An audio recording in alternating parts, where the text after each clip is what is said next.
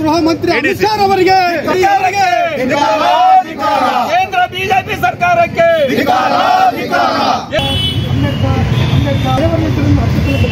ಭಾರತೀಯರಿಗೆ ಭ್ರಾತೃತ್ವ, ಧಾರ್ಮಿಕ ಸ್ವಾತಂತ್ರ್ಯ, ಅಭಿವ್ಯಕ್ತಿ ಸ್ವಾತಂತ್ರ್ಯ, ಮಹಿಳೆಯರ ಹಕ್ಕುಗಳಿಗಾಗಿ ಹೋರಾಟ, ಜನಸಾಮಾನ್ಯರಿಗೆ ಸಮಾನತೆಯನ್ನು ತಂದುಕೊಟ್ಟು ಸರ್ವದ ಈ ದೇಶದ ಭಾರತೀಯರಿಗೆ ಮತದಾನ ಸಮಾನತೆ ತಂದುಕೊಟ್ಟ ಅಂಬೇಡ್ಕರ್ ಅವರಿಗೆ ಅತ್ಯಂತ ಕೀಳ್ಮಟ್ಟದಿಂದ ವರ್ತಿಸಿದ್ದಾರೆ ಅಮಿತ್ ಶಾ ಅವರು.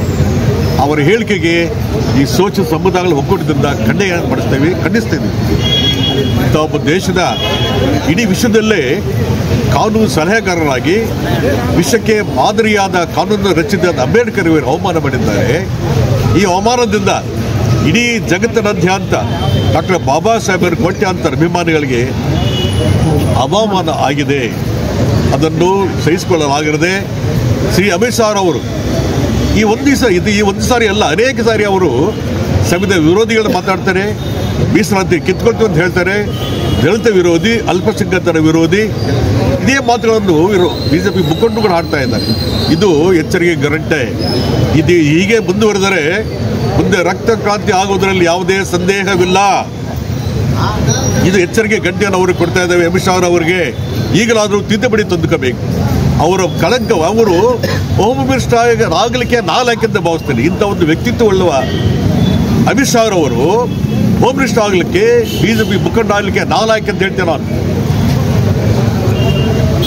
ಇದು ಒಂದು ಎಚ್ಚರಿಕೆ ಗಂಟೆ. ಸೋಷಿಯಲ್ ಸಮುದಾಯಗಳಿಂದ ಮುಂದೆ ಇದೇ ಥರ ನಡೆದರೆ, ಸಂವಿಧಾನದ ಬಗ್ಗೆ ಮಾತನಾಡಿದರೆ ಈ ದೇಶದ ಶೋಷಿತ ಸಮುದಾಯಗಳು, ಹಿಂದುಳಿದವರು, ಶೋಷಿತರು ಮುಂದೆ ರಕ್ತ ಕ್ರಾಂತಿ ಆಗುವುದರಲ್ಲಿ ಸಂದೇಹವಿಲ್ಲ. ಇದು ಎಚ್ಚರಿಕೆ ಗಂಟೆಯನ್ನು ಕೊಡುತ್ತಿದ್ದೇವೆ ಬಿಜೆಪಿ ಅವರಿಗೆ.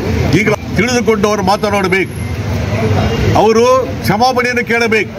ಎಲ್ಲ ವರ್ಗಗಳಿಗೆ, ಡಾಕ್ಟರ್ ಬಾಬಾ ಸಾಹೇಬ್ ಅಂಬೇಡ್ಕರ್ ಅಭಿಮಾನಿಗಳಿಗೆ, ಈ ಭಾರತ ದೇಶದ ಜನಪ್ರತಿನಿಧಿಗಳಿಗೆ, ಜನಾಂಗಕ್ಕೆ ಕ್ಷಮಾಪಣೆಯನ್ನು ಕೇಳಬೇಕು. ಈ ಕೂಡಲೇ ರಾಜೀನಾಮೆ ನೀಡಬೇಕು. ತಮ್ಮ ಸ್ಥಾನಕ್ಕೆ ರಾಜೀನಾಮೆ ನೀಡಿ ಗೌರವವನ್ನು ಕಾಪಾಡಿಕೊಳ್ಳಬೇಕು. ಕೆಲವರಿಗೆ ವ್ಯಸನ ಆಗಿಬಿಟ್ಟಿದೆ, ಒಂದು ರೋಗ ಆಗಿಬಿಟ್ಟಿದೆ. ಅದರ ಬದಲಾಗಿ ಭಗವಂತನನ್ನ, ದೇವರನ್ನ, ಯಾವುದೋ ಒಂದು ದೇವರನ್ನ ಸ್ಮರಣೆ ಮಾಡಿದ್ರೆ ನಿಮಗೆ 7 ಜನ್ಮಗಳ ಸ್ವರ್ಗ ಪ್ರಾಪ್ತಿ ಆಗ್ತಿತ್ತು ಅಂತೇಳಿ ಒಂದು ಹೇಳಿಕೆ ಕೊಡ್ತಾ ಅಂಬೇಡ್ಕರ್ ಅವರನ್ನ ಅವಹೇಳನಕಾರಿಯಾಗಿ ಮಾತಾಡಿರ್ತಕ್ಕಂಥ ಅವರನ್ನ ಏನು ಈ ದೇಶದ ಪ್ರಧಾನಮಂತ್ರಿ ಆದಂತ ನರೇಂದ್ರ ಮೋದಿ ಅವ್ರಿಗೆ ತಮಗೆ ಏನಾದರೂ ಮಾನ ಮರ್ಯಾದೆ ನಾಚಿಕೆ ಏನಾದರೂ ಇದ್ರೆ, ಸಂವಿಧಾನದ ಬಗ್ಗೆ ಗೌರವ ಇದ್ರೆ, ಅಂಬೇಡ್ಕರ್ ಅವರ ಬಗ್ಗೆ ಗೌರವ ಇದ್ರೆ, ಈ ದೇಶದ ಪ್ರಜಾತಂತ್ರ ವ್ಯವಸ್ಥೆಯ ಬಗ್ಗೆ ಗೌರವ ಇದ್ರೆ ಅವರನ್ನು ಕೂಡಲೇ ಸಚಿವ ಸಂಪುಟದಿಂದ ವಜಾ ಮಾಡಬೇಕು. ಜೊತೆಗೆ ಬೇಷರತ್ತಾಗಿ ಈ ದೇಶದ ಜನತೆಯ, ಈ ದೇಶದ ಸಮಸ್ತ ಶೋಷಿತರ ಕ್ಷಮೆ ಯಾಚಿಸಬೇಕಂತೇಳಿ ಸಂದರ್ಭದಲ್ಲಿ ನಾನು ಒತ್ತಾಯ ಮಾಡ್ತಾ ಇದ್ದೀನಿ. ಇವತ್ತು ಅಮಿತ್ ಶಾ ಅವರಿಗೆ ನಾನು ಕೇಳಲಿಕ್ಕೆ ಬಯಸ್ತಾ ಇದ್ದೀನಿ, ಇವತ್ತೇನಾದ್ರೂ ಸಂವಿಧಾನ ಈ ದೇಶದಲ್ಲಿ ಬಾಬಾ ಸಾಹೇಬ್ ಅಂಬೇಡ್ಕರ್ ಅವರು ಈ ಸಂವಿಧಾನ ಕೊಡದೇ ಇದ್ದಿದ್ರೆ ನಿನ್ನ ಪರಿಸ್ಥಿತಿ ಏನಾಗಿರ್ತಿತ್ತು ಗೋಳಿ ಮಗನೇ, ನೀನು ಅರ್ಥ ಮಾಡ್ಕೋಬೇಕು ಅದನ್ನ. ಯಾಕಂತಂದ್ರೆ ಇವತ್ತು ನೀನು ಎಲ್ಲೋ ಗುಜರಾತ್ನಲ್ಲಿ ಗೂಂಡಾಗಿರಿ ಮಾಡ್ಕೊಂಡು, ಗುಜರಿ ವ್ಯಾಪಾರ ಮಾಡ್ಕೊಂಡು, ರೌಡಿ ಶೀಟರ್ ಆಗಿರ್ತಕ್ಕಂಥ ನಿನ್ನನ್ನು, ಗಡಿಪಾರಾಗಿರ್ತಕ್ಕಂಥ ನಿನ್ನನ್ನು ಈ ದೇಶದ ಗೃಹ ಮಂತ್ರಿಯನ್ನು ಮಾಡಲಿಕ್ಕೆ ಅವಕಾಶ ಕೊಟ್ಟಿದ್ದೆ ಈ ಸಂವಿಧಾನ ಎಂಬುದನ್ನು ನೀನು ಮನವರಿಕೆ ಮಾಡ್ಕೋಬೇಕು.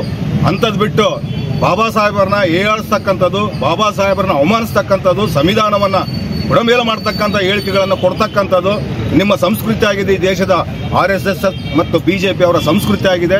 ನಾವು ಈ ದಲಿತ ಸಂಘರ್ಷ ಸಮಿತಿಗಳ ಒಕ್ಕೂಟದಿಂದ ಇದನ್ನು ಅತ್ಯುಗ್ರವಾಗಿ ಖಂಡಿಸ್ತಾ ಇದ್ದೀವಿ. ಕೂಡಲೇ ಕ್ಷಮೆ ಯಾಚಿಸಬೇಕು. ಜೊತೆಗೆ ಅವನನ್ನ ಮಂತ್ರಿಗಿರಿಯಿಂದ ಉಚ್ಚಾಟನೆ ಮಾಡಬೇಕಂತೇಳಿ ಸಂದರ್ಭದಲ್ಲಿ ಒತ್ತಾಯ ಮಾಡಲಿಕ್ಕೆ ಬಯಸ್ತೇನೆ. ಬಳ್ಳಾರಿಯ ನಿರಂತರ ಸುದ್ದಿಗಾಗಿ ಬಳ್ಳಾರಿ ಬೆಳಗಾಯಿತು ಚಾನೆಲ್ನ ಸಬ್ಸ್ಕ್ರೈಬ್ ಮಾಡಿ ಹಾಗೂ ಬೆಲ್ ಐಕಾನ್ ಒತ್ತಿ.